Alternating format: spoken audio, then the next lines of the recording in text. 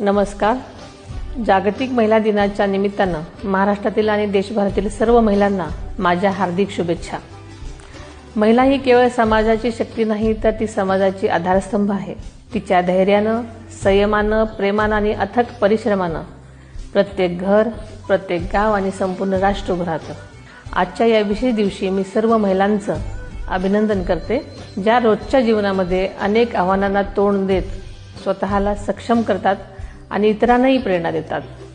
स्वराज्य जननी जिजाऊ माँसाहेब, राजमाता अहिल्यादेवी होळकर, क्रांतिज्योती सावित्रीबाई फुले यांच्या विचारांचा, कार्याचा समृद्ध वारसा आपल्याला लाभला आहे. त्याच विचारांचा वारसा आपल्याला पुढे घेऊन जायचा आहे. महाराष्ट्राच्या इतिहासामध्ये पहिली महिला उपमुख्यमंत्री म्हणून मला जबाबदारी मिळाली. ही माझ्यासाठी मोठी सन्मानाची गोष्ट आहे, पण हा सन्मान खऱ्या अर्थानं सर्व महिलांचा आहे असं मी समजते. आदरणीय अजितदादांच्या स्वप्नांना पूर्ण करण्यासाठी आणि महिलांच्या सशक्तीकरणासाठी मी कटिबद्ध आहे. सर्व महिला भगिनींना जागतिक महिला दिनाच्या पुन्हा एकदा शुभेच्छा देते. जय हिंद, जय महाराष्ट्र.